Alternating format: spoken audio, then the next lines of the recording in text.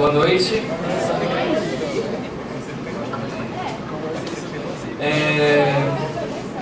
Agradecemos primeiramente a presença de todos na abertura da 14ª edição do United Nations Model São Paulo, UNSP, que é o modelo de simulação das Nações Unidas mais antigo do estado de São Paulo. Primeiramente nós vamos exibir um vídeo do nosso patrocinador e logo depois eu vou convocar à mesa o palestrante de hoje.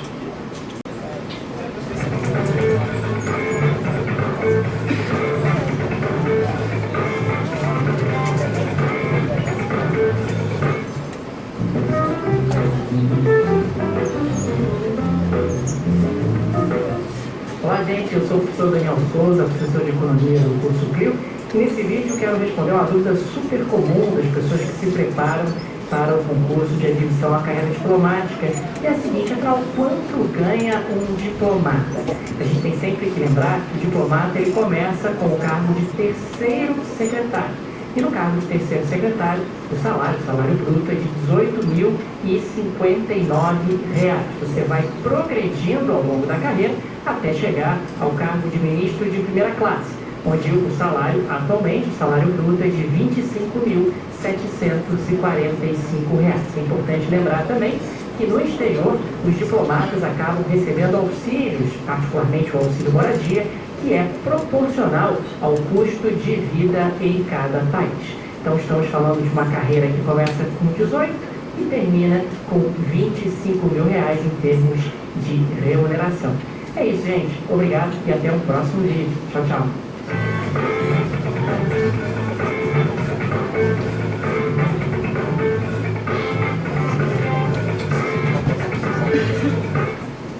Agradecemos primeiramente a Damásio Educacional pelo apoio e pelo patrocínio ao nosso evento. O tema do UNSP deste ano é os desafios latino-americanos para a concretização da paz, onde os participantes discutirão assuntos como corrupção, biopirataria e narcotráfico nos próximos 3 dias. É com muita alegria que o GPZOI mais uma vez produz e organiza um evento desse porte, de forma a levar as simulações da ONU para o interior do Estado, de forma a entender criticamente o funcionamento de organizações internacionais cujas decisões afetam nossas vidas todos os dias, além de aprimorar a capacidade de oratória e negociação. Segundamente, agradecemos ao apoio do Consulado Geral do Japão em São Paulo, da Café Terreiro, da Damásio Educacional, da Fundação Alexandre de Gusmão, da Aliança Francesa, da ONU Brasil e do Le Monde Diplomatique. Aqui, em nossa palestra magna, contamos com a presença do ilustre professor Dr. João Nacli Urti, bacharel em Direito pela Universidade Federal do Mato Grosso do Sul, possuindo especialização, mestrado e doutorado em Relações Internacionais pela Universidade de Brasília. Atualmente é docente na Faculdade de Direito e Relações Internacionais da Universidade Federal da Grande Dourados, cujo tema da apresentação de hoje é Povos Indígenas do Ártico à Patagônia, uma perspectiva comparada. Então eu convoco à mesa o professor Dr. João Nacli Urti.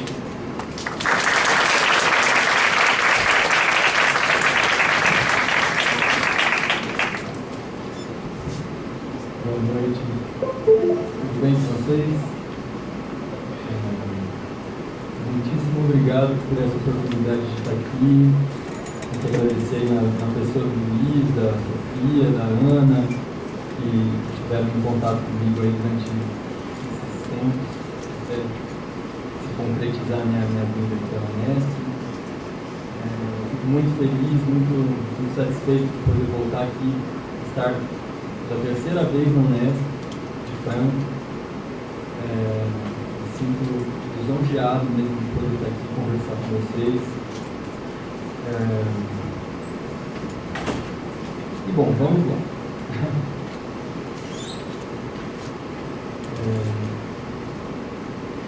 Beleza. Luiz, você vai passando aí os slides? Eu fiz uma introdução muito rápida aí, só para vocês terem uma ideia da estrutura em partes na qual eu organizei a minha fala. Tá? Então eu vou fazer uma primeira sessão de casos comparados, vou apresentar alguns casos. Basicamente vou falar de empiria, mas vou também fazer um parêntese ou outro aí, comentando algum conceito ou chamando a atenção para algum elemento com alguma origem mais teórica. Depois eu faço uma tentativa muito rápida de compreender. O que é isso que eu chamei de uma tentativa de compreender? Oi, Júlio, que bom você ver. Uma tentativa de compreender é o que eu chamei de uma tentativa de compreender essa busca por um marco teórico, a tentativa de formular uma pergunta e propor uma resposta, propor uma hipótese para tentar entender o que aconteceu e o que eu apresentei nos casos anteriormente. E por fim, eu falo de muitas resistências, ou seja, como é que os povos indígenas têm resistido a esses problemas que nós vamos ver nos slides anteriores. Tá? Então, assim, vocês já têm um plano geral da palestra, né? Vocês podem se situar, saber quando está mais perto de acabar ou não. E aí, eu quero dizer também, antes de começar, antes de passar para o conteúdo mesmo, antes que eu me esqueça, agradecer a presença da minha esposa amada, minha companheira de vida, Tia Lamazo, que é egressa aqui da Unesp, um dos grandes talentos que saíram dessa Unesp Franca. Muito me honra com a sua presença hoje aqui, que trouxe nosso filho querido para palestrar, escutar a palestra dele, né? E da professora Elizabeth, maravilhosa também, que é alguém cujo diálogo nos enobrece muito. Então, o que eu queria dizer a partir de agora é o seguinte: mais importante do que o próprio argumento que eu vou apresentar, acredito eu, são algumas das referências que eu quero deixar para vocês. Então eu vou deixar algumas indicações que aí depois, se for do interesse de vocês, vocês vão poder continuar procurando. Mais calma, eu vou passar um trechinho de um filme, e aí vocês podem assistir o filme, vou ler um pedacinho de um livro e vocês podem buscar esse livro. Tá? Eu acho que toda essa questão, né, todos esses estudos de povos indígenas nas relações internacionais do Brasil, eles são incipientes. Não dá para dizer recente, porque tem gente trabalhando com isso há um bom tempo já, desde muito antes de mim, mas é algo incipiente, não é algo que está consolidado. Então, não dá para a gente trazer respostas muito bem acabadas, assim, não dá para chegar aqui e achar que a gente vai ter tudo redondinho. Então eu vou soltando algumas imagens, vou invocando alguns acontecimentos, contando algumas histórias, trazendo alguns conceitos, e aí a gente vai tentando amarrar depois tudo isso com um esforço de raciocínio e sensibilidade. Então agora, só antes de passar o trecho do filme, isso aí é um pedaço da capa de um relatório que é publicado anualmente, que se chama The Indigenous World. Esse é o relatório de 2019, e é daí que eu extraí muitos dos casos que eu vou apresentar para vocês essa noite. Tá? É claro que eu faço uma perspectiva que ela é em muitos tempos e espaços, então eu trago grande parte das minhas fontes vem da minha tese de doutorado. Eu escrevi um capítulo na minha tese comparando a situação dos povos indígenas desde a colonização até a situação de exclusão social nos dias de hoje, em 6 países: Canadá, Peru, México, Austrália, Indonésia e Rússia, antes de chegar num outro capítulo só sobre o Brasil, fazendo esse mesmo contorno. Então muita coisa eu trago da tese, mas também poder preparar a palestra de hoje com uma grande oportunidade, um grande presente, no sentido de que eu fui levado a buscar a situação mais atual, e aí eu fui recorrer ao relatório do International Work Group for Indigenous Affairs, que está estabelecido em Copenhague e publica anualmente esse relatório. Um relatório muito completo, só no nosso continente tem coisa de 250 páginas, né, com verbetes de país por país, né, redigido por especialistas, então e ele é publicado desde 1982, dá para escrever uma tese só estudando os relatórios da IYGIA, então é bem bacana o trabalho que eles fazem, então essa é uma das fontes que eu trago para os meus casos de estudo aí. Bom, agora eu vou passar um trechinho do filme, que se chama O Abraço da Serpente. Alguém já viu aqui O Abraço da Serpente? Então agora depois vão voltar para casa e vão procurar para assistir O Abraço da Serpente. Lição de casa do palestrante. É um grande filme. Como ele foi indicado ao Oscar de melhor filme estrangeiro, mas já faz uns 5 anos, então ele teve assim, né, foi uma modinha um tempo, muita gente assistiu e passa rápido, né, essa conversa de indicação ao Oscar. Mas ele é um filme assim, fabuloso, uma grande obra de arte, um filme definitivo para entender a Amazônia, entender a América Latina, e é um filme muito bonito mesmo. Um filme que se passa em 2 tempos, pode ver. O trecho que eu vou passar, eu vou fazer uma sinopse só desse trecho, que o filme se passa em 2 tempos. Então, nesse tempo que vocês vão ver aí, a história é mais ou menos o seguinte: um xamã aceita, a contragosto, levar um antropólogo que está gravemente doente e o seu ajudante indígena para encontrar uma cura que o próprio xamã prescreveu. Ele diz: olha, a única coisa que pode te salvar é a jacruna, uma planta que dá num lugar muito remoto. E eles partem nessa jornada Amazônia dentro, entre o Peru e a Colômbia, nos idos de 1910. E aí essa é uma das cenas. Pode soltar.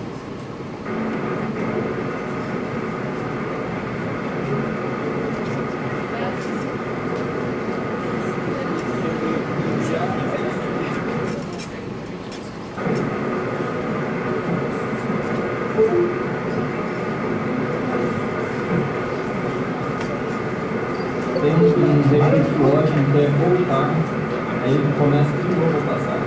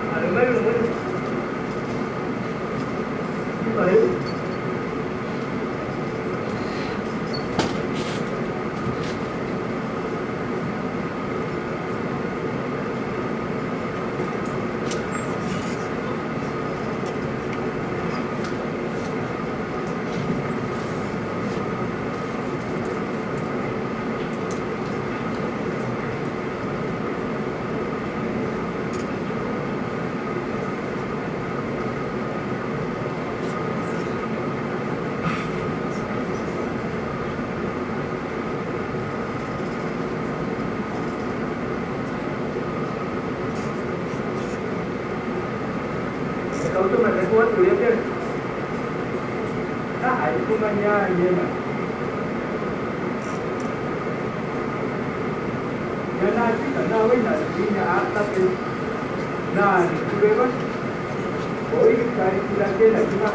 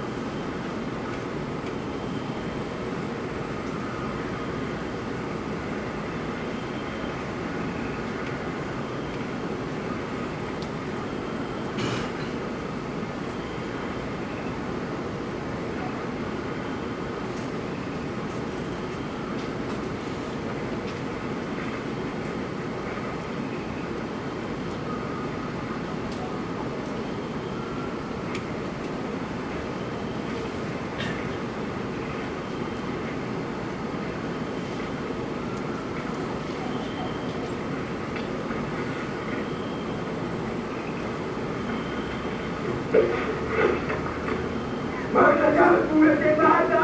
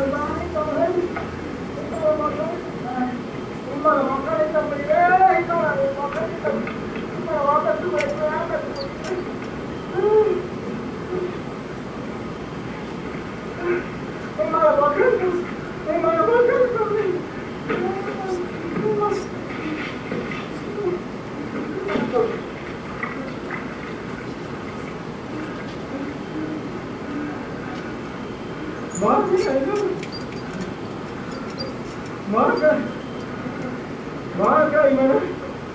Ikut tak kiri dulu. Marca tahu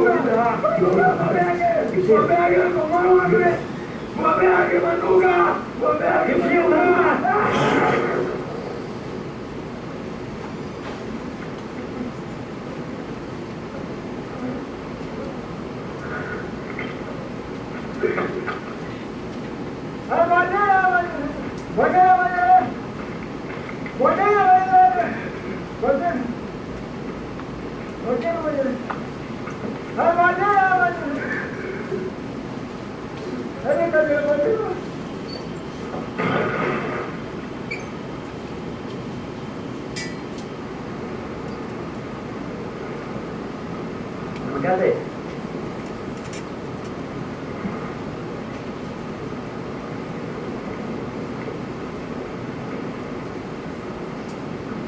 É Pedrinho? Ou eu digo? Por quê?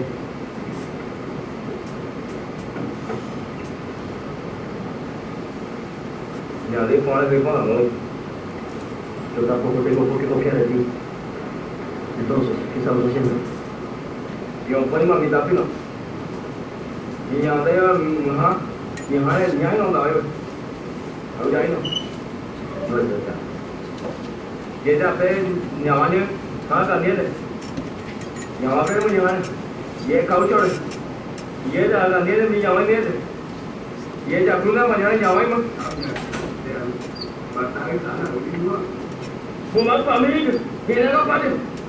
Bumang mi to na. Kaya mi atrede. Dati pa yung family.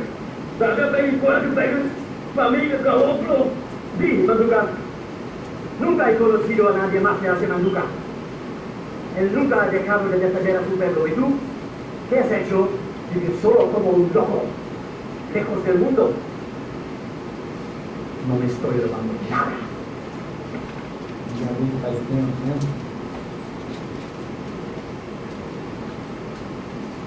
Em 1910, uns 100 anos, né?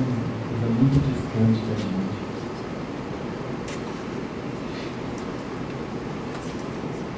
Ou será que não?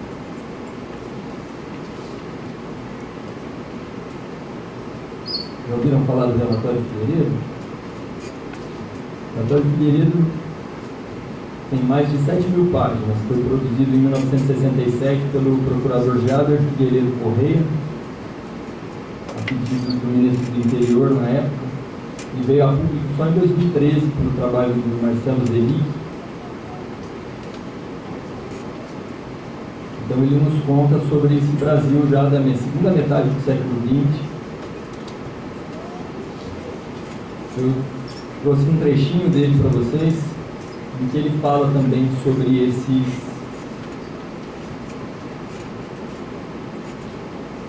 essas torturas.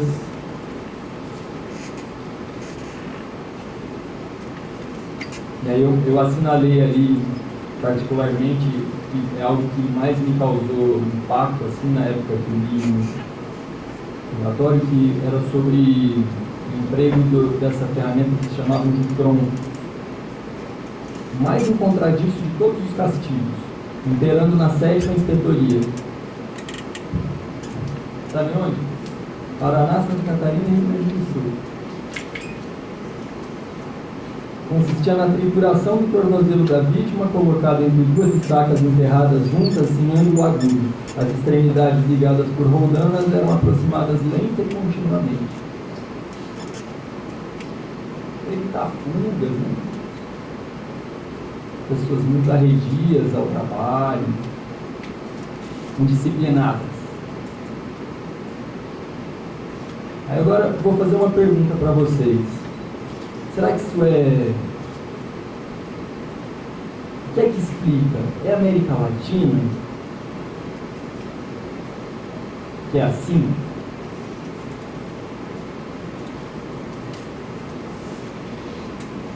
Segundo caso,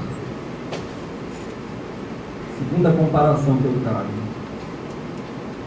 No Canadá do século XVIII, então por volta de 1700, meados de 1700, um comandante em chefe inglês distribuía cobertores contaminados com varíola os indígenas. Se aproveitava do costume que havia de presentear os líderes, presentear os chefes como sinal de respeito e amizade, um gesto diplomático na tradição indígena, que os próprios britânicos tinham adotado, e aí distribuía cobertores contaminados com varíola. E aí tem a Manuela Carneiro da Cunha, ela diz algo muito interessante, que às vezes a gente acaba não entendendo, mas como é que morre tanta gente de gripe, de sarampo, né? É porque, como ficava doente todo mundo junto, às vezes as pessoas não morriam da doença, morriam da falta de cuidados básicos, como não ter ninguém para trazer água e comida, ou cuidar dos ferimentos e causar uma...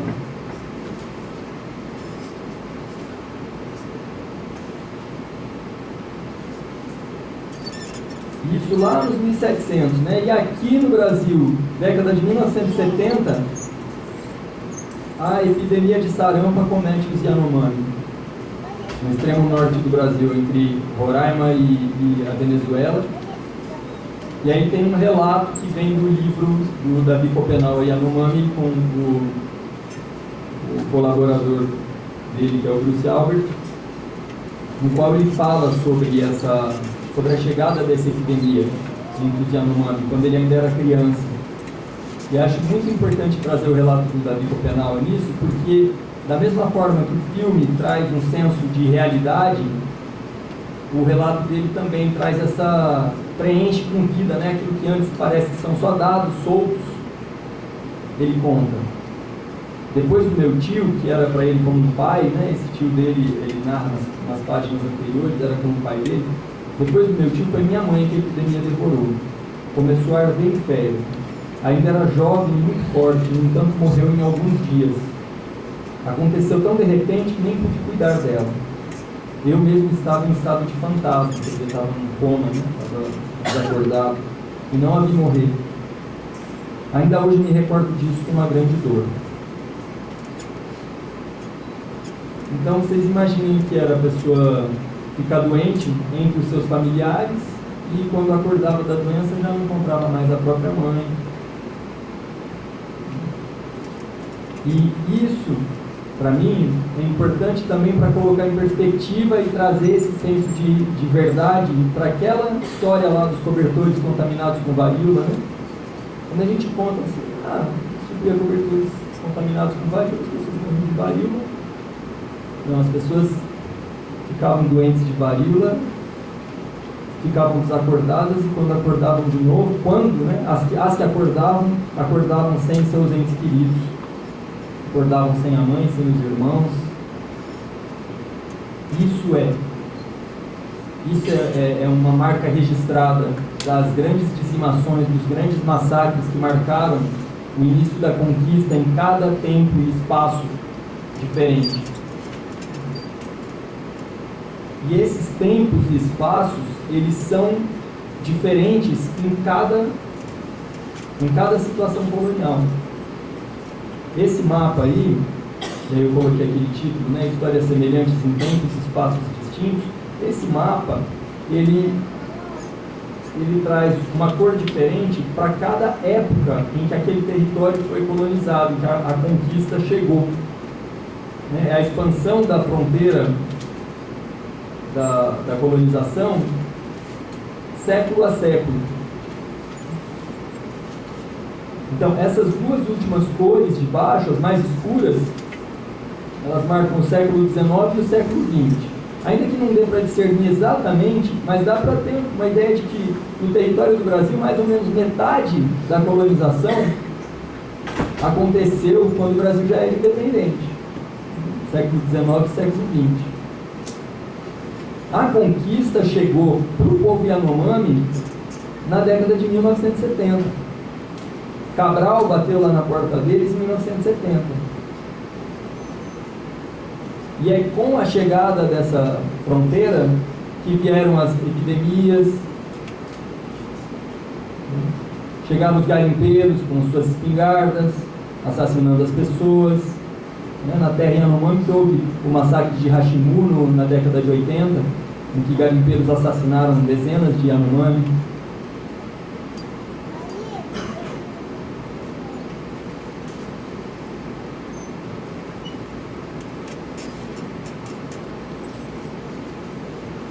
O terceiro caso que eu trago para comparação,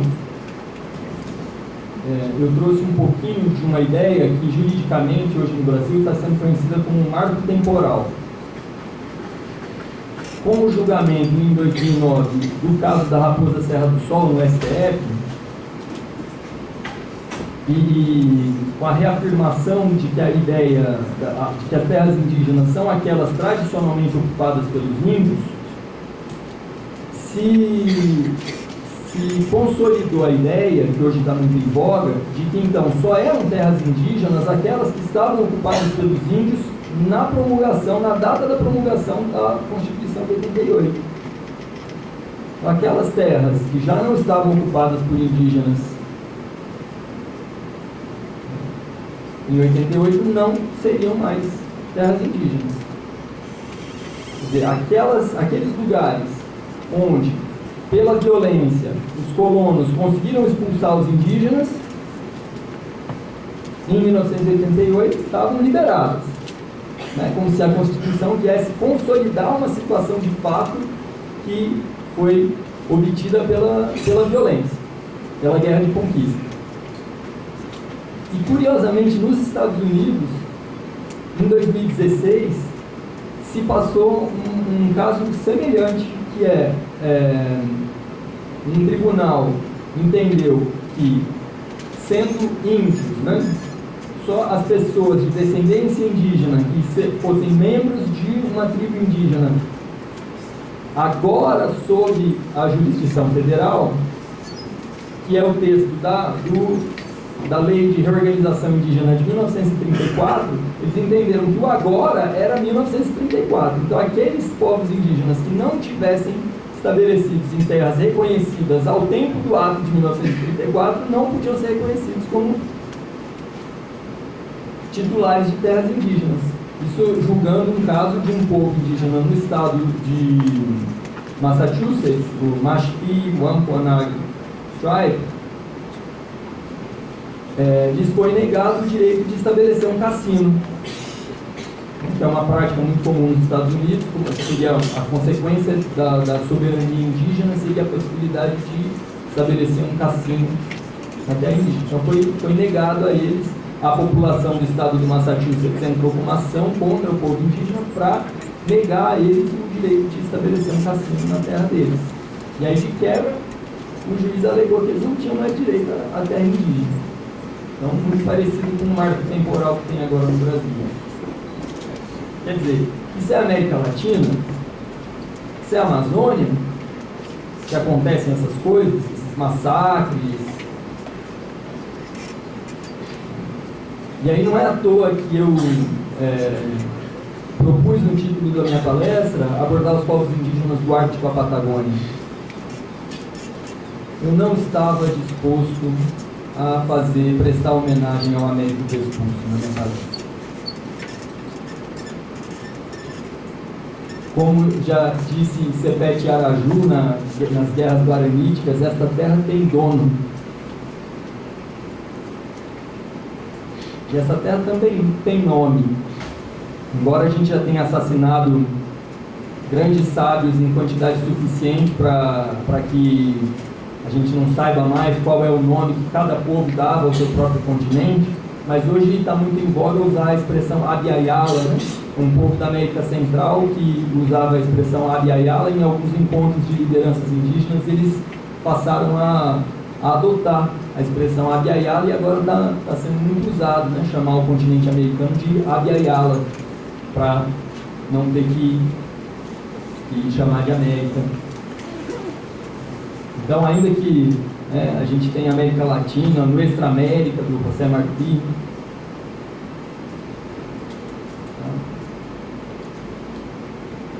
Então, dê uma olhada aí na Nuestra América. As partes mais escuras são as que têm maior proporção de população indígena, e as mais clarinhas têm menos proporção de população indígena.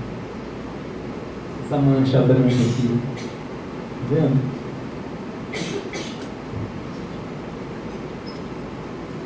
Vamos lá.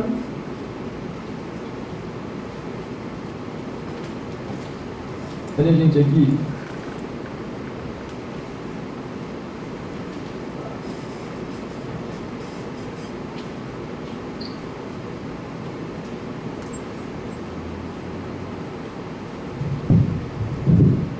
Porcentagem em relação à população nacional total, porcentagem de população indígena. Então, Rapa Nui é o nome que o povo Rapa Nui dá à própria ilha, que é a Ilha de Páscoa, né, que é território do Chile. Bolívia, quase 50%, Guatemala,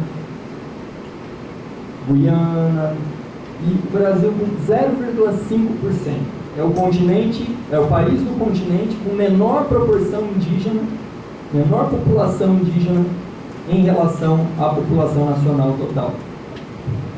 Mas a gente não escutava falar que na Argentina eles acabaram com tudo, né?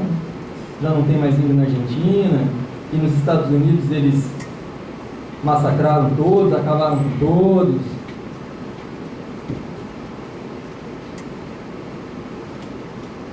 Parece que o nosso genocídio foi mais eficiente. Chupa, Estados Unidos!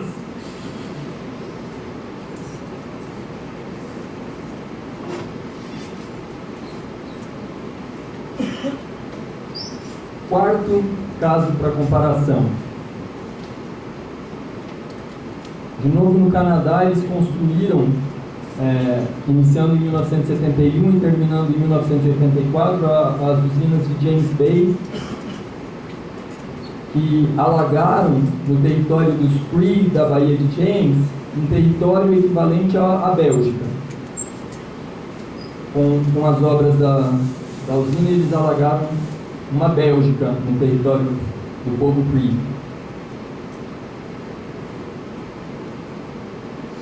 Sem nenhum direito à consulta, consentimento, nada. Parecido com o que eles fizeram agora, né, na usina de Belo Monte, no Brasil. Com a diferença que os povos do Xingu tinham sido contatados pela primeira vez entre meados da década de 40 e 50 do século XX. E os Cree de James Bay foram contactados no século XVI, XVII.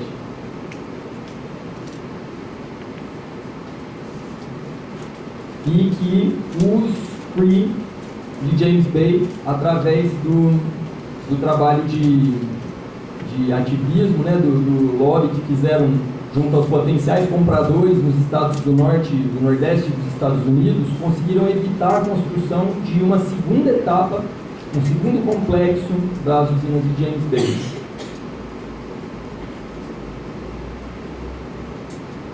E aí segue uma série de outras violações, tá? Que eu gostaria de ter mais tempo para enumerar. Então, além dos grandes projetos de mineração, assassinato de lideranças indígenas e defensores de direitos indígenas, desrespeito a direitos de consulta e consentimento, invasão de terras, contaminação por mercúrio, chumbo, metais pesados, tá? Que são um padrão, são mais ou menos uma constante entre todos os países do nosso continente. E aí, um último caso, o penúltimo caso para comparação, começa com o caso do Equador, que no ano 2000 teve uma situação de desrespeito ao povo Quichua de Sarayaco, que depois se transformou em uma ação contra o Equador na Corte Interamericana de Direitos Humanos, e o Equador foi condenado. Eles começaram um projeto de exploração de petróleo sem consentimento do povo Quichua de Sarayaco, e literalmente eles plantaram dinamite embaixo de vários espaços do território Quichua, inclusive lugares sagrados, etc.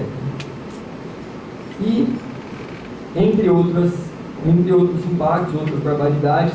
E aí, num trechinho da sentença, eles tem uma passagem que me marca muito, que é sobre a derrubada de uma árvore, em particular, que era uma espécie de árvore totem, ou era a árvore sagrada de um determinado xamã desse povo. E aí a sentença diz sobre, aí existia com suas árvores, aí estava tecido com fios, de forma que ele podia curar. E quando derrubaram essa árvore, chamada de espungo, lhe causaram muita tristeza. E morreu sua esposa, e depois morreu ele, também morreu um filho, depois outro filho, e agora ficaram apenas 2 filhas mulheres.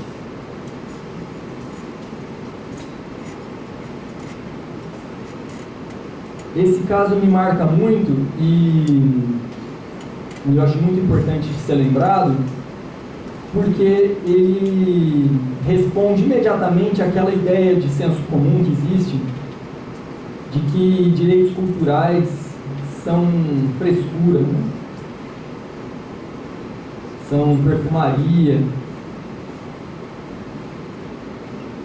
Para ele terem derrubado a árvore dele,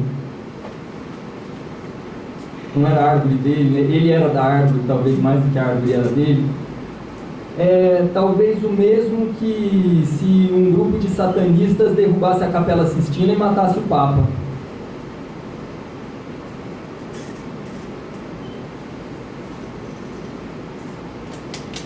sei lá, não sei se é só isso, não sei se dá para fazer essa comparação.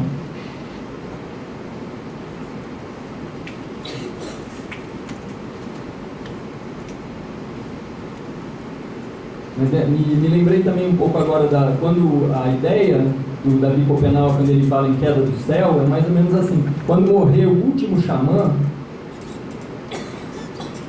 que é, né, nós xamãs sendo aqueles que sustentam o céu no seu lugar, através do nosso poder espiritual, o céu vai cair. E aí não vão morrer só os Yanomami, vai morrer todo mundo. Algumas pessoas usam essa ideia da queda do céu como se fosse uma metáfora do aquecimento global e dos fenômenos climáticos extremos que virão, etc.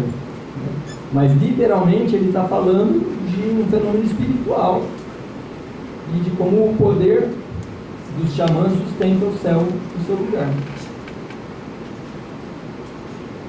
E então o caso de Sarayaku, ele é muito importante para trazer em mente a necessidade de levar absolutamente a sério o que os povos indígenas pensam e creem a respeito das suas próprias vidas, dos seus próprios territórios, como se eles fossem adultos.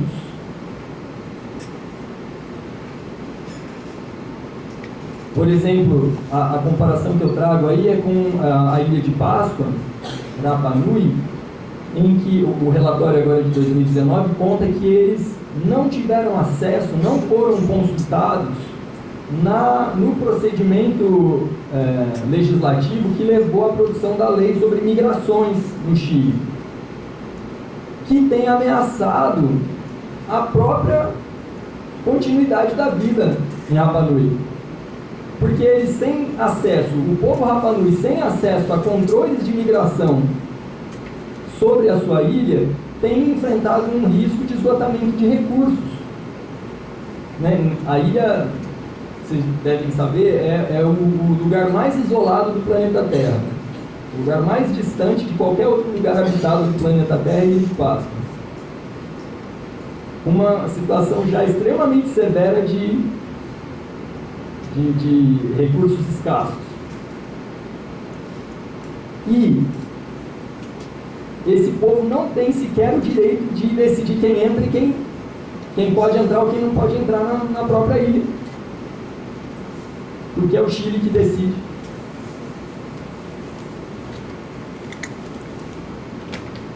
Então aí, depois de todos esses socos no estômago que eu dei em vocês, espero que não tenha voltado o jantar, desculpa, que tenha acontecido com algum de vocês. Eu convido vocês para refletirem junto comigo. Qual seria o grau de autonomia desejável para os povos indígenas?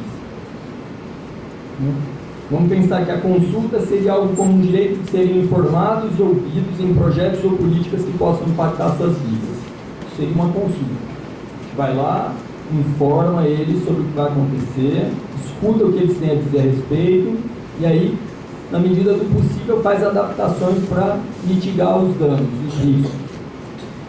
O consentimento seria um pouquinho mais severo, seria como esse direito de serem informados e de escolher sobre a realização ou não de projetos ou políticas que possam impactar suas vidas.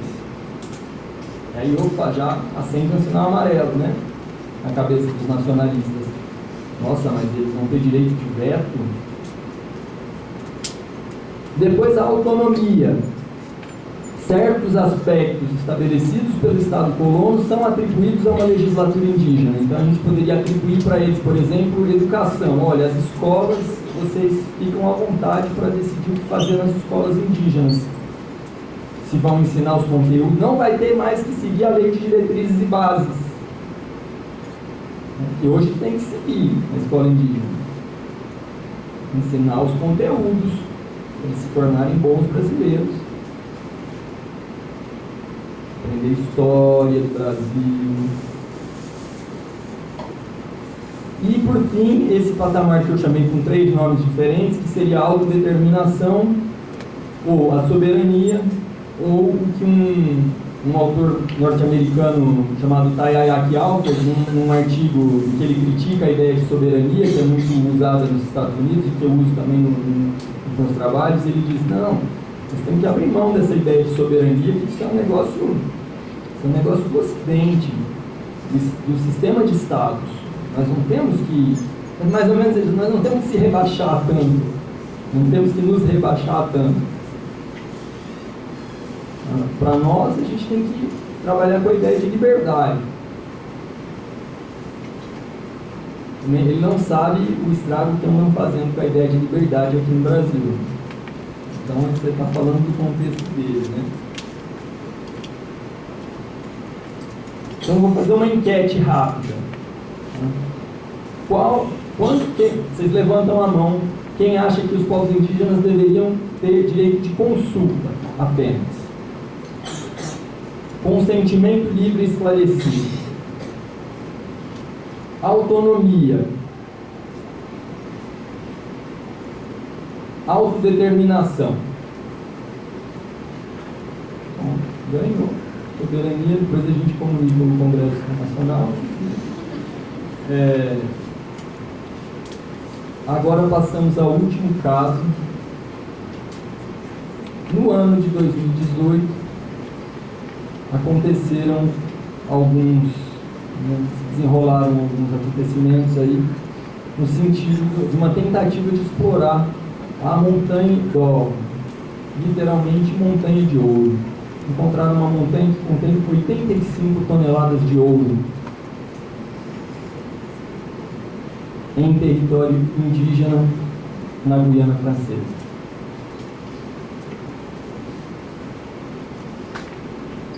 Alguém gostaria de mudar de ideia sobre a resposta à pergunta anterior?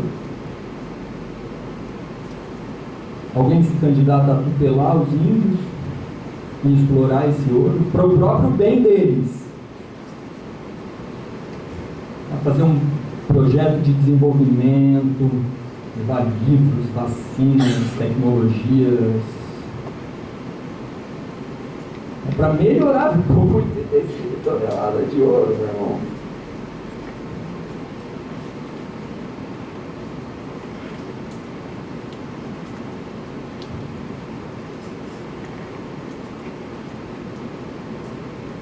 Karamakato fala em uma passagem do livro, do filme do Abraço da Serpente, ele diz para o antropólogo, quando o antropólogo pede para ele a cura, pede para ele curar, que já tinha vários xamãs já tinham tentado curar ele, nenhum com sucesso, e ele confia a vida dele ao Karamakato. O Karamakato diz: só que você não sabe escutar, eu vou ter que te ensinar.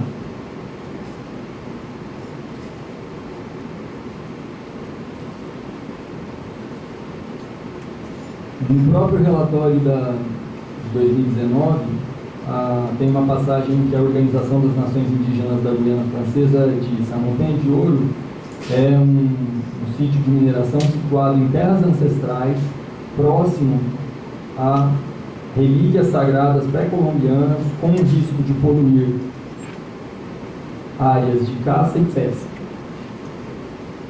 E em outras passagens, o relatório diz que a exploração da Montanha de Ouro vai trazer uma grande tragédia humanitária.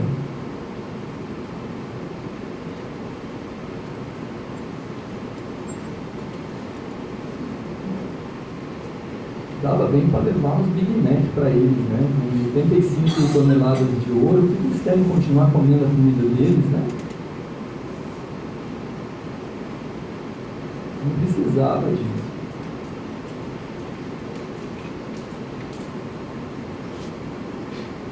Esse é um trecho da carta do cacique Seattle ao presidente dos Estados Unidos, de 1855. Inclusive tem uma versão brasileira muito bacana, que saiu publicada no livrinho da Global, uma adaptação do Daniel Munduruku, que se chama A Palavra do Grande Chefe. Muito bem ilustrado. É vendido como um livro infanto-juvenil, assim. Bem bonita a edição. E essa é uma das muitas frases dessa que é considerada uma profecia, né? dinheiro não se come. E as pessoas às vezes não conseguem entender que ali você está falando não apenas de comida, né? Você está falando de segurança alimentar, você está falando da possibilidade de continuar comendo o que os seus ancestrais comiam, né? Comida saudável, comida livre de contaminação.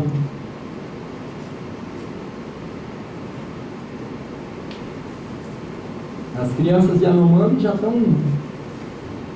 muitíssimas delas, contaminadas com mercúrio, né, em razão da intensidade da atividade mineira, né, garimpeira na terra Yanomami. São, segundo o Davi Copenal, algo em torno de 50 mil garimpeiros invadindo a terra Yanomami hoje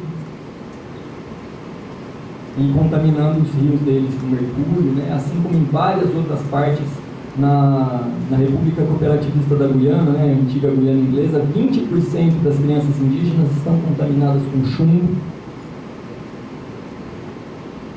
E esse é só mais um trechinho da Queda do Céu, do Davi Copenal, que está entre aquelas referências que ficam de lição de casa. Lendo uma de cada vez, em menos de 3 anos você termina de ler 700 páginas do livro, uma por dia. Mas é um livro que vale absolutamente cada segundo que você gasta lendo ele. Na minha opinião, é a maior obra do século XXI. Maior obra literária, maior etnografia, maior autobiografia, maior disparado. Maior tratado de política do século XXI. As coisas que os brancos extraem das profundezas da terra com tanta avidez, os minérios, o petróleo, não são alimentos, são coisas maléficas e perigosas. Eu vou pular, não vou ficar lendo tudo, né? Depois vocês procuram. Eles já possuem mercadorias mais do que suficientes. Não acham que fazendo isso serão tão contaminados quanto nós somos. Estão enganados. Só não enxerga quem não quer. Sim, mas estamos sendo tão contaminados quanto eles. Nós não estamos comendo comida saudável.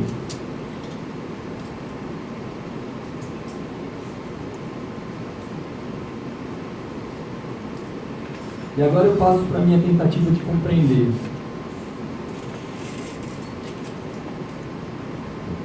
Qual é a causa desses padrões?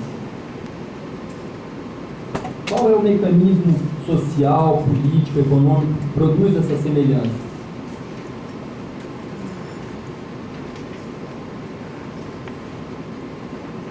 E é interessante trazer também o Duarte para a Patagônia, porque os povos indígenas nos convidam a questionar essas linhas divisórias entre o norte e o sul global, o mundo desenvolvido e o mundo subdesenvolvido, e por isso eu faço tanta questão de colocar Canadá, Estados Unidos.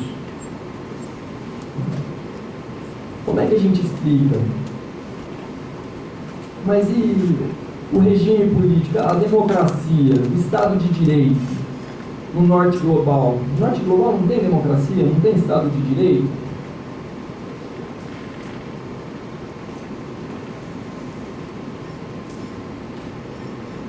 Uma das respostas que está muito em voga hoje, que eu respeito muitíssimo, o Aníbal Quijano, peruano, né?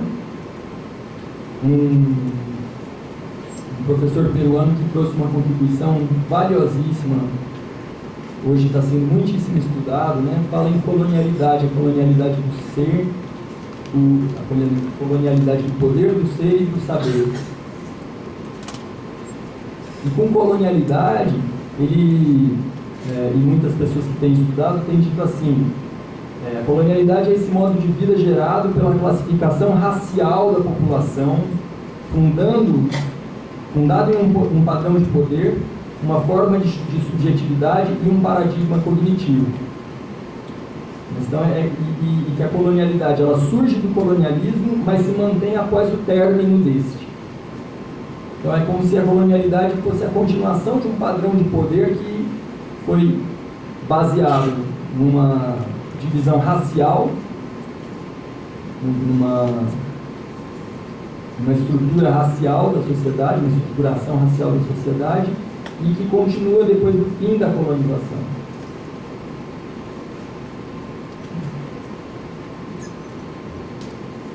Aí algumas ideias vêm esclarecer alguns aspectos ou discordar muito respeitosamente. Por exemplo, o Pablo Gonçalves Casanova, que é um professor mexicano, foi reitor agora da Universidade do México, até antes de... acho que faleceu ano passado, mas até há pouco tempo atrás ele foi reitor da Universidade do México, e ele cunhou esse conceito de colonialismo interno para falar sobre o México, e que foi muito aplicado também. Quer dizer, ele queria dizer que a primeira descolonização, ou a descolonização frustrada, né, nas palavras do Mignolo, um outro autor da modernidade e colonialidade, que foi obra de elites europeias, crioulas, os estados se degeneraram em colonialismo interno. Então, o que antes era obra de metrópoles de além-mar passou a ser realizado por metrópoles dentro dos próprios países. O historiador francês Marc Ferro diz que esses movimentos colonos de independência representaram, na verdade, o estágio mais avançado da expansão colonial.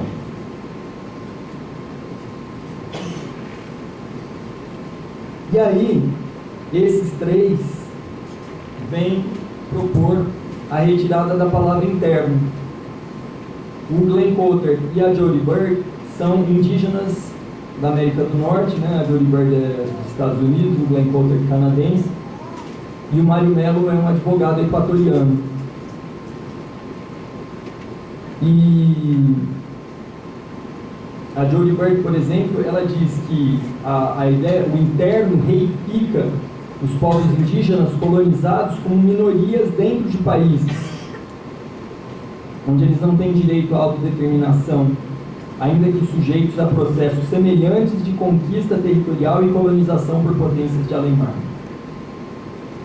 O Glenn Coulter afirma: o Canadá é um estado colonial, cuja política liberal baseada no reconhecimento tem mantido por outros meios, que não mais a violência, a dominação colonial. E o Mário Mello, num artigo dele muito interessante, de 2014, diz: o foco da discussão deveria ir mais além da discussão sobre consentimento livre e esclarecido, exatamente baseado no caso dos Quichua de Saraiaca. Ela deveria ir no sentido da dicotomia entre colonialismo e a livre determinação dos povos. Então, num certo sentido, o colonialismo interno é visto como um desrespeito por intelectuais indígenas, porque já toma como certo que as fronteiras reconhecidas pelo sistema de estados da ONU são legítimas e que dentro das fronteiras desses países do continente americano não existem colônias.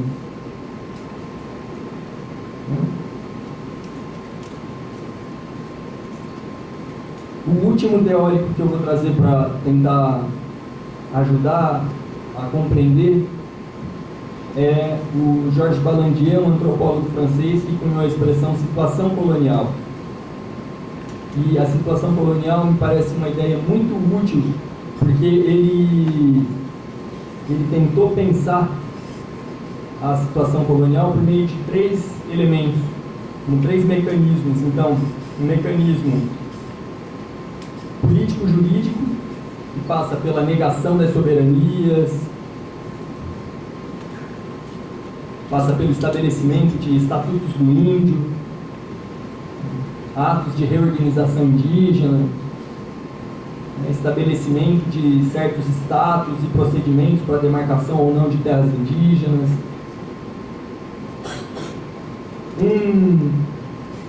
Mas, acima de tudo, é a negação da soberania e a tentativa da destruição da soberania dos povos indígenas, que eu chamo de oclusão das soberanias, né? A ideia que eu tenho trabalhado nos meus textos oclusão das soberanias indígenas, que tenta abarcar esses dois aspectos: a tentativa de destruir com a tentativa de negar que ela existe. Depois, um elemento econômico, no qual ele fala sobre o capitalismo e sobre como a colonização ela tem uma função econômica. Em alguns momentos foi de apropriação da mão de obra, da força de trabalho; em outros momentos, quando essa força de trabalho se tornou desnecessária, de apropriação dos territórios e dos bens. E por fim, ele fala de um elemento cultural, psicológico e ideacional, que é da criação de um aparato ideológico que vem naturalizar, justificar. Ele chama de o conjunto de pseudo-justificações que tornam normal, aceitável e perpetuam culturalmente o colonialismo na vida das colônias. E a situação colonial tem a vantagem de ser algo local. Uma situação colonial é uma relação de povo a povo. Você não pode dizer que há uma situação colonial no Brasil. São muitas situações coloniais no Brasil. Os Yanomami vivem uma situação colonial. Os Guarani, Kaiowá vivem outra situação colonial. Os Cree da Baía de James vivem outra situação colonial. Então, entre cada sociedade colônia e cada sociedade colonizada se estabelece uma situação colonial.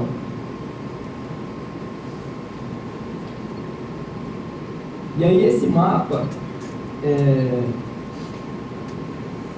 eu encontrei e achei que ele ecoou bastante com as observações e as anotações que eu vinha fazendo, exatamente porque eu observei que tem um livro muito bacana de uma indígena também norte-americana que se chama Cheryl Lightfoot, que é Global Indigenous Politics. Ela estuda o trabalho dos povos indígenas na ONU em prol da Declaração das Nações Unidas de Direitos Indígenas. E aí, isso que está mostrado no mapa com cores diferentes, não dá para ver para vocês. Ali, o Canadá e Estados Unidos estão com uma corzinha mais escura. E aí eles dizem, colocam, como esses dois países como contra os povos indígenas. Na verdade, no mundo foram só 4 países que votaram contra a Declaração das Nações Unidas de Direitos dos Povos Indígenas, que foram Canadá, Estados Unidos, Austrália e Nova Zelândia. E aí ela estuda esse caso e as consequências, que depois a maioria desses países voltou atrás, e poucos anos depois proferiu declarações dizendo que não, nós respeitamos os direitos que estão colocados na declaração, etc. Mas o mais curioso é o que na outra parte do mapa eles colocaram como formalismo crioulo herdado da colônia. Se acata, mas não se cumpre. Todos os países da América Latina foram signatários, votaram a favor e assinaram a Declaração das Nações Unidas de Direitos Indígenas. Mas as mesmas barbaridades acontecem. Não vê uma grande efetividade. Ou nenhuma, não sei. Então também tem uma situação muito curiosa. E aí eu ouso tentar explicar, tentar dizer que as linhas que separam norte e sul têm significados pouco óbvios quando a gente tenta compreender os povos indígenas, e as diferenças entre elas parecem residir mais em estilos de colonização diferentes e diferentes estratégias de resistência. E aí eu vou fazer uma fala rápida também, porque deixa eu ver. Só para concluir a minha fala, vou abordar um pouquinho das resistências indígenas. Isso é algo que eu tenho incluído muito recentemente no meu trabalho, por 2 alertas que eu recebi. Um deles um artigo um acadêmico chamado Guillermo Wild, igual do Oscar Wilde. Guillermo Wild escreveu La Gente Indígena y el Giro hacia el Global. E ele lembra dessa importância de trazer a agência dos povos indígenas para dentro da compreensão da história indígena. História global, inclusive, né? Não só da história indígena. E o outro aviso vem do Eduardo Viveiros de Castro, um dos maiores antropólogos em atividade no mundo hoje, no brasileiro. No livro dele, Metafísicas Canibais, ele critica a ideia, critica um certo pós-colonialismo, ele chama, um certo pós-colonialismo que reduz a história indígena a um rodapé da história do moderno sistema mundo colonial. Rodapé da história do capitalismo. Se os povos indígenas não tivessem história, não tivessem agência, como se eles fossem apenas vítimas de um sistema colonial, né? O capitalismo chegou, a colonização brutal e todas as forças dinâmicas da história residissem do lado do Ocidente. Então, é muito importante também a gente tentar incorporar, né, quando a gente busca explicar, compreender as histórias indígenas, a situação dos povos indígenas no mundo contemporâneo, essas resistências. E aí, entre as muitas resistências, a gente não pode deixar de mencionar a guerra. Só lembrei de anotar 2 exemplos. A maioria das guerras aconteceram há muito tempo atrás, quando a diferença de potencial bélico ainda era menor, né? E a diferença populacional inclui aí no potencial bélico, né, a população. Então, por exemplo, em meados do século XVIII, tem 2 grandes guerras, uma na América do Norte e outra na América do Sul, né?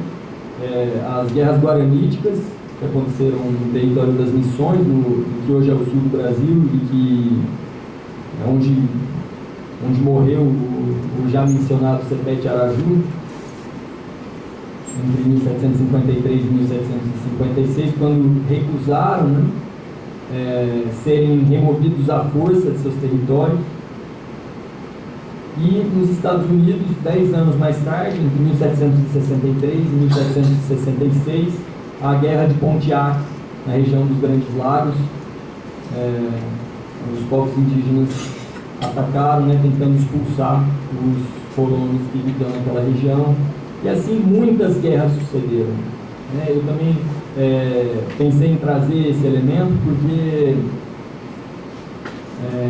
é muito comum a gente acreditar que houve grandes guerras indígenas nos Estados Unidos, né? Povoa muito o nosso imaginário, né? Os indígenas faziam muita guerra. E no Brasil a gente desconhece absolutamente as guerras que aconteceram, né?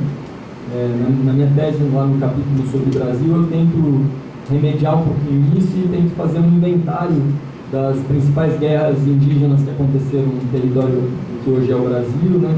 Tem a Guerra dos Bárbaros, por exemplo, em que eles entraram tentando limpar as margens do Rio São Francisco, né, para liberar o território para a criação de gado. Então, os princípios da colonização do Nordeste, né, que aconteceu essa primeira guerra,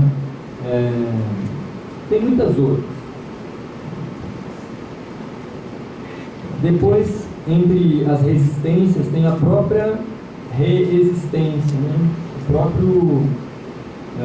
a própria força que eles têm demonstrado na possibilidade de reinventarem modos de subsistência, né, e de criarem formas de continuarem vivos, a despeito de toda a violência que é projetada sobre eles.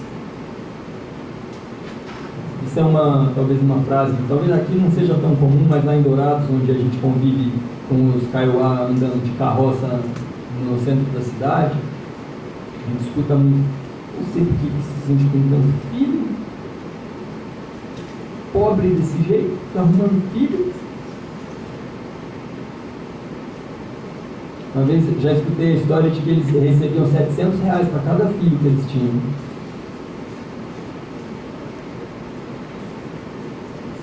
E eu ainda acho que não compensa. Achei pouco.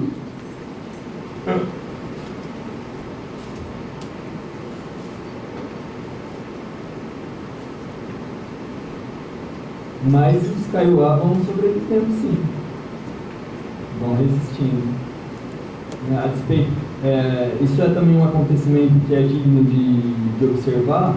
A curva demográfica indígena no Brasil, ela ia caindo até os anos 80, ela tinha um movimento de queda constante, e aí nos anos 80 aconteceu a reversão da curva demográfica, e a população indígena começou a aumentar. Então, que muitos diziam, né, os povos indígenas vão desaparecer. Inclusive, em lugares como o Canadá, as pessoas chegavam a manejar conceitos como: eles vão desaparecer mesmo? Por que a gente vai ficar dando direitos para eles? Então, em vias de desaparecer, ficar dividindo terra, ficar gastando dinheiro do contribuinte com essa gente que está em vias de desaparecer.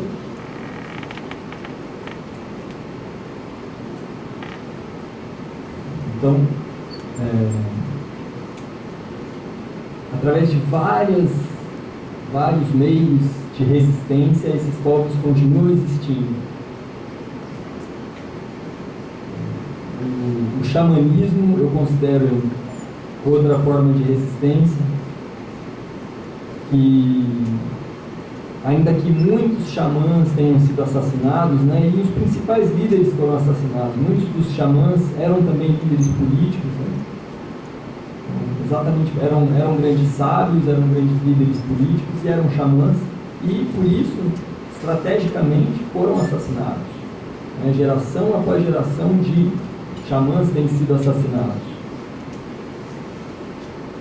Mas o xamanismo continua existindo.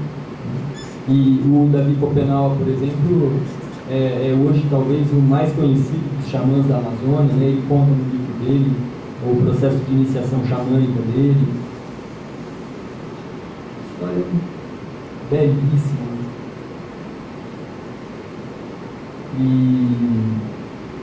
não só no Brasil, não só na Amazônia, né? Em muitas partes não só no nosso continente, América, Abya-Yala, eles continuam existindo, em outras partes do mundo também. E o xamanismo, até no último trabalho que eu fiz no meu pós-doc lá na Universidade do País Basco, agora na primeira metade do ano, eu trabalhei o xamanismo também um pouco como uma das formas da diplomacia indígena.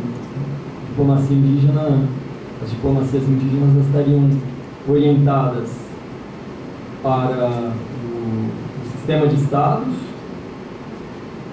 que seria o sistema dos países, né, os estados reconhecidos como tal pela ONU, para relações entre indígenas com outros povos indígenas, e assim tem surgido um grande movimento transnacional indígena, tem se dado muita força, tem trocado muito, né, muitos aprendizados, tem conquistado muitos direitos. E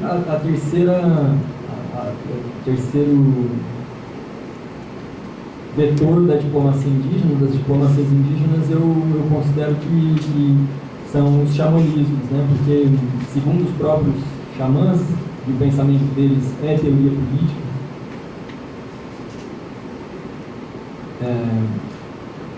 o que eles fazem é política. O xamã transita entre mundos. O xamã transita entre o mundo dos vivos e o mundo dos não vivos, entre o mundo dos humanos e o mundo dos não humanos, entre os mundos do presente, os mundos do passado, do futuro. E faz acordos, faz traduções, estabelece cooperação.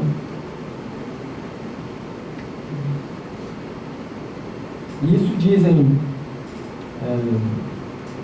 antropólogos como Bruce Albert, depois de conhecer o caso do Davi Copenau, diz o Viveiros de Castro, dizem os pajés Guarani Kaiowá lá do Mato Grosso do Sul. Isso também é uma forma de resistência. Além do xamanismo, muitas produções acadêmicas intelectuais que têm surgido cada vez com mais força de pensadores indígenas, né? Então, eu citei principalmente autores norte-americanos, né? Como a Jolie Bird, o Glenn Coker, o Tayayaki Alfred, mas no Brasil tem o Davi Copenau, o Ailton Krenak, o Gerson Baniwa, é um grande pensador extremamente refinado, antropólogo e filósofo, e muitos outros indígenas que têm conquistado, né, seus títulos de doutorado, né, em várias áreas do conhecimento, e assim também fazem nesse campo, nessa frente, as suas resistências. Através do direito, muitos movimentos indígenas, muitos povos indígenas, né, têm reivindicado os direitos conquistados, ainda que não sejam, em geral, cumpridos, mas esses direitos são reivindicados para embasar protestos e atos, né, ações de movimentos indígenas, né, em várias partes do mundo. E tem obtido, através do direito, o que é muito valorizado também na diplomacia, entre as relações internacionais, que é a legitimidade, né?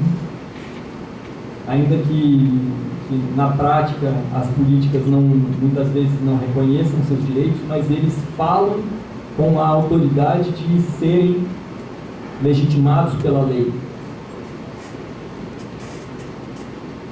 Repetir o legitimado. E no campo da política também tem havido muitos indígenas que têm se candidatado a cargos eletivos. A gente teve agora nessa última legislatura a eleição da Joênia Wapichana como primeira deputada federal indígena no Brasil, em muitas outras partes. Por exemplo, na Nicarágua, tem um partido indígena que conquistou na Corte Interamericana de Direitos Humanos a possibilidade de disputar eleições sem cumprir a lei eleitoral que exigia que o partido fosse registrado com o mínimo de assinaturas de cada unidade da federação. Sabe que negócio igual tem no Brasil, para você criar um partido novo? Tem que ter X assinaturas em pelo menos X estados. Como é que um povo indígena funda um partido? Aí a Corte entendeu que essa regra limitava o exercício dos direitos políticos dos povos indígenas na Nicarágua e mandou o Estado nicaragüense permitir que o partido indígena Iatama concorresse às eleições. Nos Estados Unidos também, candidatos indígenas têm sido eleitos. Na Bolívia, né, nós tivemos vários indígenas que chegaram a cargos eletivos. E aí, antes de chegar na diplomacia, eu só quero aproveitar para trazer aquela questão que veio lá da cena que eu passei do Abraço da Serpente, para além da tortura, né, dos maus tratos, que fica muito na memória da gente, uma cena que custa para sair da lembrança, aquela conversa que eles têm depois, em que o Karamacate acusa o Manduca de ser caboclo. Olha para você, você é um caboclo, anda com roupa de branco, não sabe nada, não sabe mais pensar. E o antropólogo responde para ele: e você? O que você acha que você fez? Vivendo igual um louco, isolado no meio do mar. Nesse diálogo, a gente tem um pouco dessas contradições que marcam essa diversidade desesperada que a gente encontra nas resistências indígenas. Que cada grupo ou indivíduos, determinados indivíduos em cada grupo, adota suas próprias estratégias de resistência E essas estratégias, às vezes, se degeneram em cooptação, como é o caso de muitos indígenas que vêm parar na academia ou que vêm parar em cargos eletivos no sistema eleitoral colono e acabam se perdendo, né, na roda da política ocidental, da academia ocidental. E esses outros que resolvem ficar lá fazendo xamanismo. Então quem é que está fazendo mais? É o Karamacate ou é o Manduca? E eu tenho comigo que os povos indígenas têm a sabedoria de entender que ambos são indispensáveis. Que ambos são forças históricas poderosíssimas. E que se eles seguem resistindo é porque houve e há pessoas que seguem esses caminhos, se respeitando mutuamente. E as diplomacias eu adiantei para vocês um pouco, falei do que eu entendo que serem os 3 vetores da diplomacia indígena, mas eu queria concluir, por se tratar de um evento que se dedica a pensar as Nações Unidas, eu quis deixar aí o meu último slide com algumas iniciativas do que tem sido a ação dos povos de Abya Yala na ONU. Um antecedente clássico, vocês vão encontrar em quase qualquer texto falando de povos indígenas nas relações internacionais, é a presença do Descartes na Liga das Nações. Em 1923, esse representante da Confederação Iroquesa, que era a união de 7 nações que viviam na região dos Grandes Lagos dos Estados Unidos e que se consideram a mais antiga federação de estados do continente, foi até Genebra para tentar obter o reconhecimento da sua soberania. E sequer lhe foi franqueado o direito de entrar nas salas. Esse cara é um pioneiro na tentativa dos povos indígenas de ir aos sistemas multilaterais do sistema europeu de Estado. E aí a gente chega aos tempos mais contemporâneos, né, em que o Davi Copenau já foi discursar na ONU, perante a Assembleia Geral da ONU, pelo menos 2 vezes, né, em 1992 e 1993. Em 92 ele fez a abertura do que foi o ano das Nações Unidas dos Povos Indígenas, Ano Internacional dos Povos Indígenas, em 92, representou a América do Sul nesse evento de abertura. Depois o Fórum Permanente para Questões Indígenas da ONU,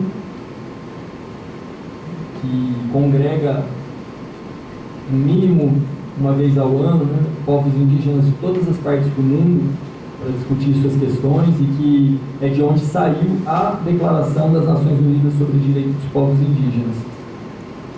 Sobre isso, eu recomendo muito o livro da Sheryl Lightfoot, o Global Indigenous Politics, que é um livro fantástico, assim, é uma aula também, não só de política, mas de metodologia de pesquisa sobre política indígena, ela própria sendo indígena, sendo uma advogada.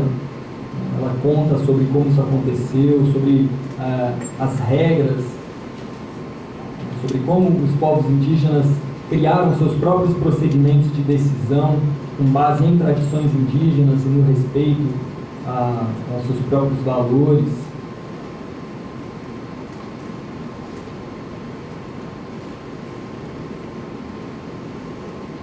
E aí a gente poderia chegar também, por exemplo, na denúncia que foi feita ao Conselho de Direitos Humanos da ONU, do fato de que crianças Guarani Kaiowá têm sido retiradas dos seus lares para serem colocadas em abrigos públicos, com o argumento de que seus pais vivem na miséria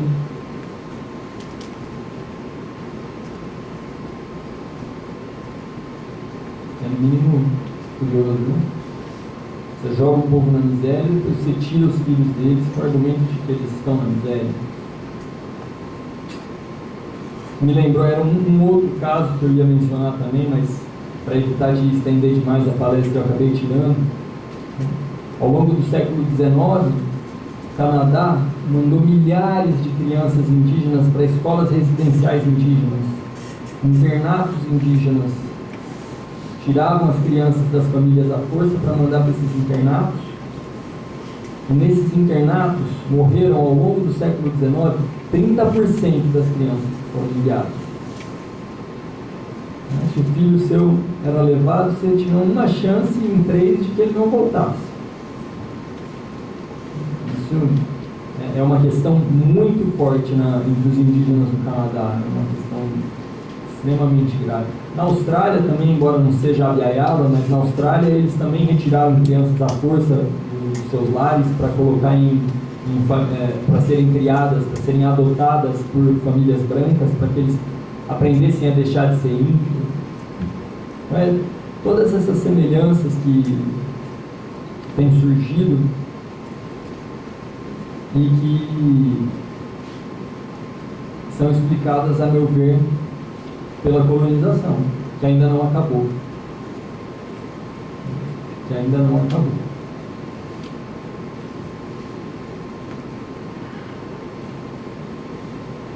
E que assim como a polícia militar não acabou, tem que acabar até o fim da colonização.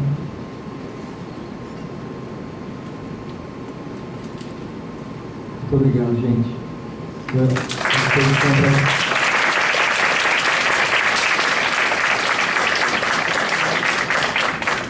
Boa noite, gente. Eu não tenho a menor aspiração de me estender muito, mas eu gostaria de agradecer imensamente ao gesto completamente deslumbrante do professor de ter vindo agraciar a gente com esse discurso tão arrebatador e preciso da situação que a gente vive no nosso país. Então, em nome do secretariado do UNESP, do GPZOI e da Unesp, eu acho que, e dos convidados que estão aqui presentes, muito obrigada pela presença de vocês. Também gostaria de agradecer a sua presença, da sua família, da professora da casa, obviamente. E para abrirem esse evento tão solene, que não só conscientiza os participantes, mas que chega a dar uma esperança de que a gente possa traçar um futuro melhor. Então eu gostaria de pedir uma salva de palmas para o professor.